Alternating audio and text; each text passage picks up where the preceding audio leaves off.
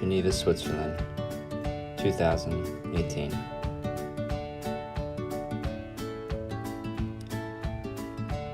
After 4 amazing months in Nepal in a monastery, practicing Buddhism and developing further in my spiritual journey,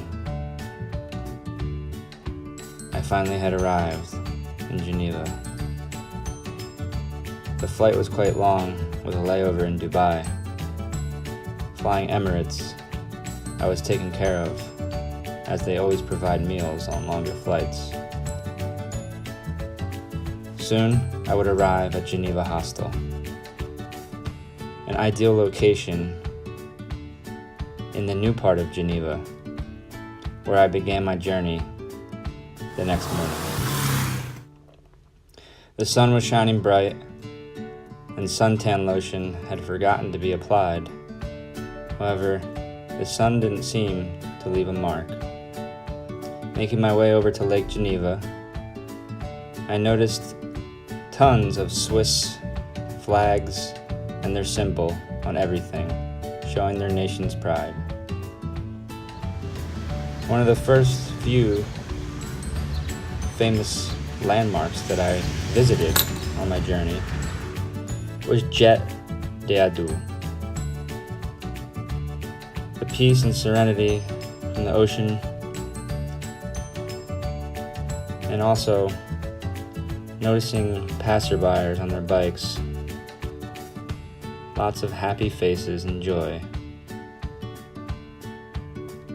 Both adults and children having fun, no matter what the age. The culture and vibration in Switzerland seemed very promising. Making my way over to the flower clock, I noticed a gentleman trimming up the beautiful articulate masterpiece. Rue de Rhône is one of the most popular of the districts in Old Town, consuming a lot of the luxury items that you can find in Switzerland. Chocolate, of course, is a main staple here as you venture through Old Town. Old Town can be spotted with thousands of restaurants and, of course, more Swiss flags. Sometimes you'll find sushi or American food, all types of food here in Switzerland. The architecture, to say the least, is magnificent, lacking nowhere.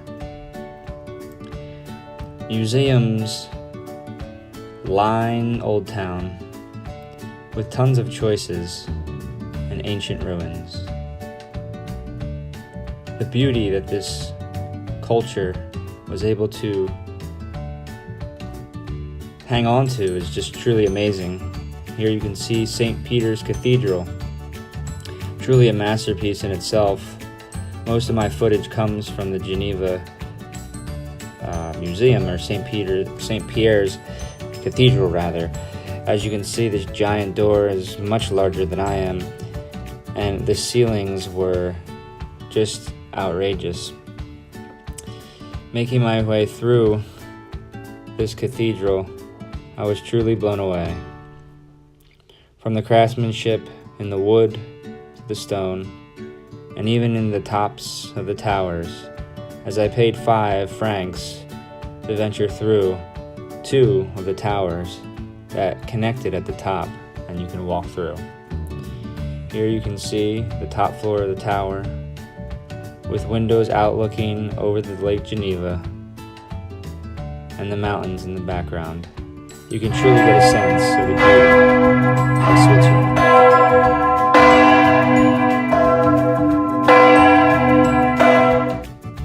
It was 12 noon and the bell was ringing, and I knew I had to make my way. I made my way over to park and quickly found myself in serenity, peace, and relaxation. The sun was shining through the trees, and all of the angles hitting the lens were just beautiful. I next made my way over to the Reformation Wall, where again, the craftsmanship of the stone was truly remarkable.